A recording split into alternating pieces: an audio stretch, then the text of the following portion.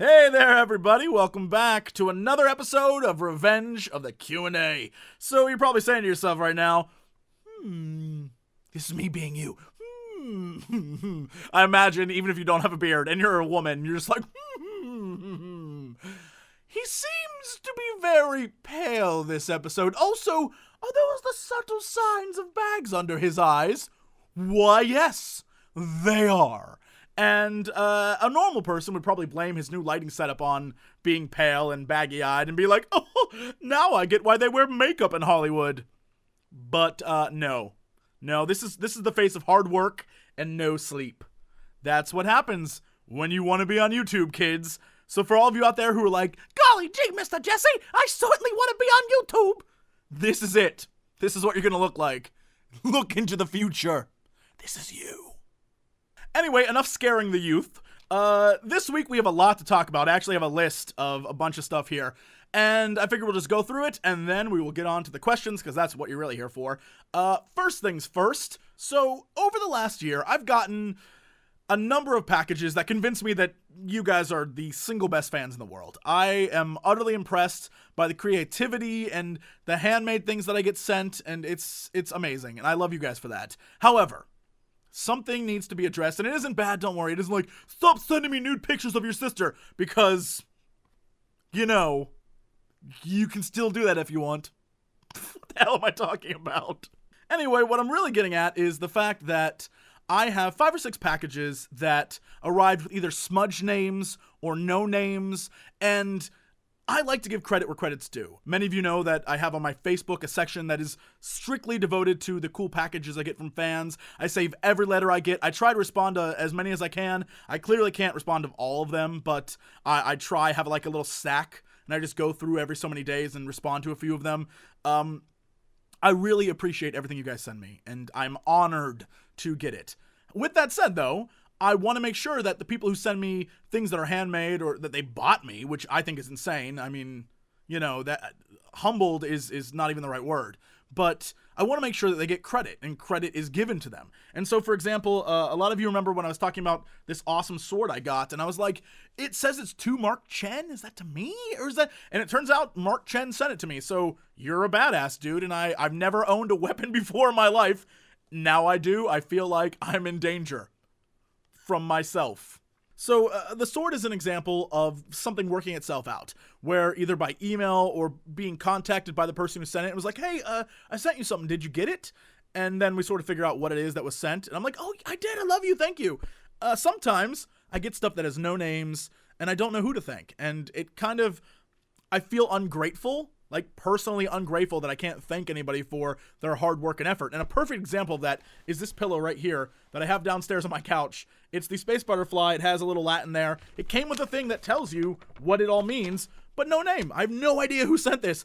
And I was going to post a picture like, thank you, and then leave out a name, but I don't want to seem like I'm ungrateful. I really appreciate stuff like this, but I just have like a little pile of about 6 things downstairs that I'm like, I don't know who sent this. And I don't want to not thank them. So I guess this is me saying, I have your stuff, maybe, and thank you.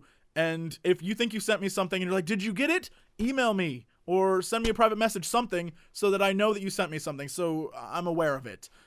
This isn't a plea for you to send me things. I'm not that kind of person. Really, I'm like, I'd rather you spend your money on you, but if you do end up sending me something, let me know that you have.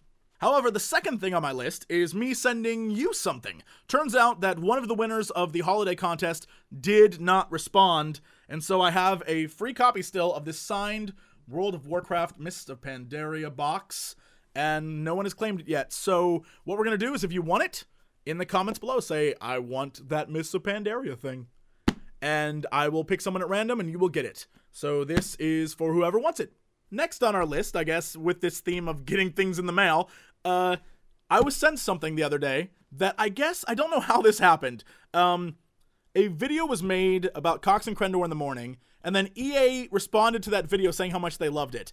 I then sent a message to the EA channel and was like, hey, you know what I love? Dead Space. And like 3 days later, I got this. A Dead Space package that is this little tin, And inside of it is a bunch of Dead Space stuff. And I wanted to share with you what was in it, because it's amazing. So the first thing inside this package was an art book, and it has the single scariest picture of the space butt I have ever seen. So of course I see this first, and already I'm like, this is the coolest package I've ever received, ever. And then I got this, which is a data pad that features, let's see if I can get around here, features all the things from the game, but like with, like that. Can you see that? Like, it shows you all the layouts of suits and monsters, but it has overlays. It's the coolest freaking thing ever. And already I'm like, what do you want me to do? What do you want me to do, Visceral? EA, what do you need me to do? You need me to kill someone? Because at this point already, I'm already in your pocket. What do you need me to do? You have bought my loyalty. Look, I'm not going to lie. This is awesome. And then that's when I saw my very own marker. This thing is beast. And I'm going to stick it back there on the shelf. Hopefully turn everything back there into a necromorph. And I don't know why I would want to do that, actually. That sounds horrible. As you can see, they also sent me a whole bunch of posters that are inspired by all the ones hanging up pretty much throughout all of Dead Space. In the star bases and on the ships, things like that. They're like, enlist today! Which is pretty great. And just when I thought it couldn't get any better, a water bottle in the shape of one of the health packs. I don't even know what to say. This is the coolest thing ever, by the way. So as you can probably tell, I was super giddy to get this. I was really excited. I still am. And I thought, it can't get any better. Until I noticed the very bottom of the box. And there were 2 packages down there. And as they always say, the best things come in small packages. And they were right. Because inside package number 1 was Peng. Just for you, Peng. What else is here? Come on. There's Peng. Relax. There's also P. Get you some. Don't know what that means. There's Delicious Peng. And then there's Peng, the one and only. And then just peng, peng, peng, peng, peng, peng, peng, peng, peng, peng, peng, peng, peng, peng, peng, peng. And finally, the last and maybe the best thing, I don't even know, is this notepad that was included. It has a note on the front that says, do not open until the last dig site. I don't even know what that means, but I'm not going to open this because inside I'm sure it has spoilers and is awesome. And so I guess I'm going to wait until Dodger and I get to the last dig site, wherever that's at, and I'm going to open this and hopefully reveal something super spoilery that I would not otherwise have known. And I can't wait. But the fact that this was in there, this made my day. For a lore nerd like me, this was it. Everything else was just sort of like icing on the cake. This is my cake's icing on the cake. This is my cake symbol. But this is awesome. I don't know what's in here, and I'm not going to figure out what's in here. I'm going to let this sit on my desk, and I'm just going to wait. And hopefully you all watch the Dead Space 3 playthrough, and we'll have this revealed together. It's going to be awesome. And I guess that's it. Everything had to do with the mail today. Not sure why that is, but something to keep in mind in the future. A lot of you have been asking me about when a new shirt will come out, and if I'm going to make a new shirt. It's in the works. So that might be an announcement soon. Get ready for that. But anyway, enough of all that. Let's get down to the hat. I cleared out some questions here because a lot of them were duplicates, so we only have about 50 questions in here now. It seems like a lot, but before it was a lot more. So, question the first. This one's from Salty Roast. Hello, Mr. Peanut. He says, Jesse, how do you feel about going to BlizzCon 2013? Oh, this is topical. Do you plan to meet Crendor there as well as TB, Panzer, Dodger, Mindflame, etc.? Well, first off, I'm going, so if you're going to be at BlizzCon, I will see you there. I go every year. It's fun. It's really just to hang out with people. So yes, I will be hanging out with people. Pretty much everyone you listed, I'll be hanging out with. Also Oxhorn and Ian Beckman. Pretty much all the old school Machinima guys. We met there 2007, 2005.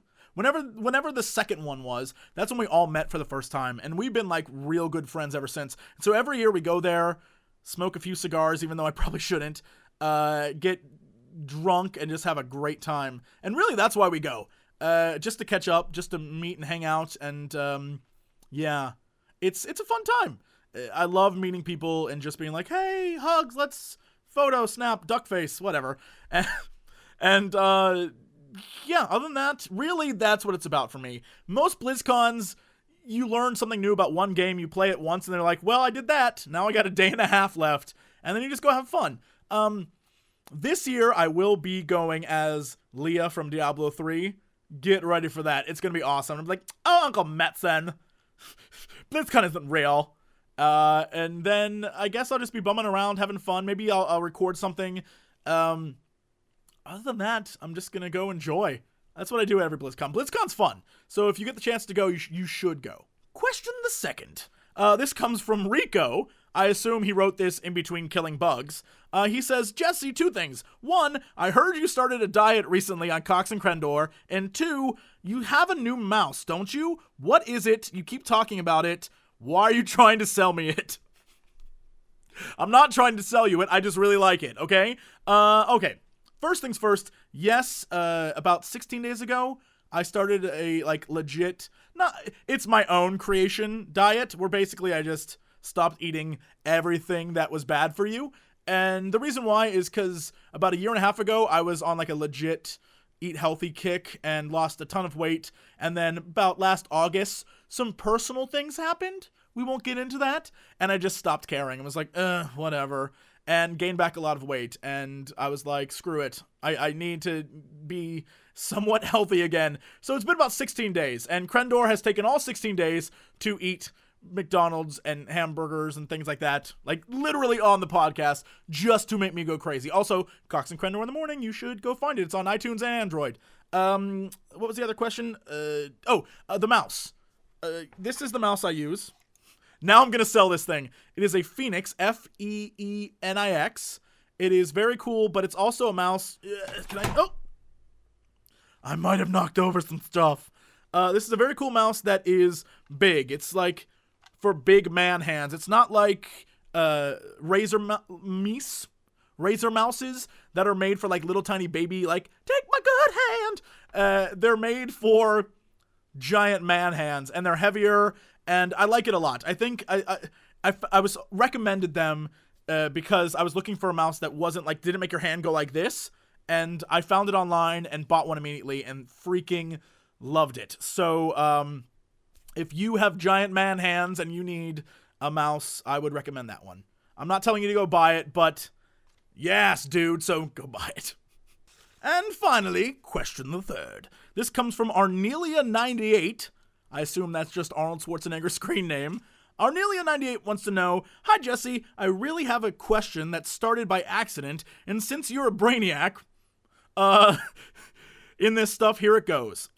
In this specific stuff, okay. Would it be really a loss if humans were not in fantasy sci-fi stories? These places happen to be in other planets, other dimensions, and I don't really see the point of it. In my opinion, it's just a way for readers, players, etc. to watch said fantasy and think of somehow they can put themselves in the story and live a life without having to become some overpowered orc or little elf people. I just want to hear your opinion on it, and do you think it would be a loss if humans would not be present in a fantasy story? Thank you for your time, your biggest Serbian fan, Hannah. I was way off about the Schwarzenegger thing. Close location, though. Anyway, when it comes to humans in fantasy stories, you're absolutely right. The reason why they're included is to make us feel like we could be a part of it, make us relate to some aspect of the story. A lot of the times, humans are the main characters, so we relate to them more. I think it's a necessity. I don't want to say that there can't be a good book written about an orc who is named Groth Matok, and he hangs out with an elf named Leonicus, the elf, and they have merry adventures. I'm sure something like that exists, but I think the inclusion of humans makes it more relatable, and so we can be not only reading it and understanding from the human's view, but the human, who most of the time doesn't understand what's happening, can relate what's happening back to us. So if he sees a big battle and it's between dragons, he can tell us in a way that we'd understand as humans, rather than be like, it looked like a three-headed Snarglorf who spit Glukmak. I don't even know what the hell I'm saying now. But does that make sense? So I think it's a necessity, but I don't know that it is. I'm glad I didn't help you at all. Anyway, guys, that's it. Thank you for watching, and we will be back to do this again real soon. And as always, to be continued. Advertise like shameless whores.